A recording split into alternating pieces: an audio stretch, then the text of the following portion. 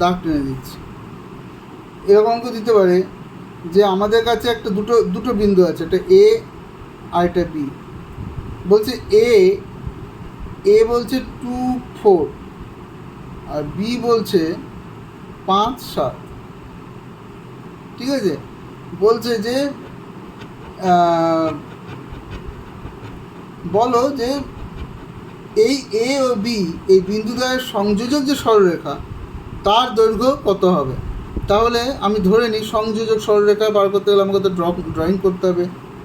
আমার ওয়াইয়ের হায়েস্ট কত 7, 1, 2, 3, 4, 5, 6, 7, 7। আর এক্সের হায়েস্ট কত 5, তাহলে 1, 2, 3, 4, 5। তার মানে প্রথমটা আছে 2 আর 4, এক্স হচ্ছে 2 আর ওয়াই হচ্ছে 4, 1, 2, 3, 4। তার মানে এই পয়েন্টটা একটা পয়েন্ট পেলাম। দ্বিতীয় একটা বলছে এক্স হচ্ছে 5, মানে এইটা, আচ্ছা, আর ওয়াই হচ্ছে 7, মানে এটা একটা পয়েন্ট। বলছে এই দুটো সংযোগ যে রেখাটা এর ডিস্টেন্স কত। বার করতে গেলে কী করতে হবে? বার করতে গেলে আমাদের কিচ্ছু না, আমরা এটার সমকোণী ত্রিভুজ কল্পনা করে নেব। সমকোণী ত্রিভুজ, যদি সমকোণী ত্রিভুজ হয় তাহলে এটার দৈর্ঘ্য আর এটার দৈর্ঘ্য যদি পেয়ে যাই, যদি ধরে নাও আমি এটাকে এ আর বি, এ হচ্ছে 2.4, এটা হচ্ছে বি, তাই তো? আমি ধরলে এইটা হচ্ছে সি, এটা বি বলেই দেওয়া আছে, এটা সিটা আমি ধরে নিলাম। তাহলে কী হবে? 90 ডিগ্রি, এটা 90 ডিগ্রির দুপাশের বাহু কী আছে? বিসি আর এসি, এই দুটোর স্কোয়ার ইকুয়াল টু কী হবে? 90 ডিগ্রির উল্টো দিকের বাহুটা কী আছে? এ বি স্কোয়ারের সমান হবে।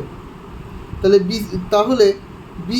বিসি কত? বিসি হচ্ছে, দেখো, এইটা যদি 7 হয়, এই ডিস্টেন্সটা যদি 7 হয়, আর এই ডিস্টেন্সটা যদি মানে এটা হচ্ছে 2, 4, তাই তো? এটা যদি 4 হয় তাহলে 4 থেকে 7 কত? 1, 2, 3। তাহলে বিসি স্কোয়ার হচ্ছে 3 square plus AC square, AC কী আছে না, এটা কত 2, এটা কত 5, তাহলে 1, 2, 3, তার মানে 3। এটাও 3, তাই তো? এটাও 3। আচ্ছা, তাহলে 3 তিরিখে 9 প্লাস 9 ইকুয়াল টু 18। তাহলে 18 হচ্ছে কী হবে? 18 হবে actually AB square equal to 18।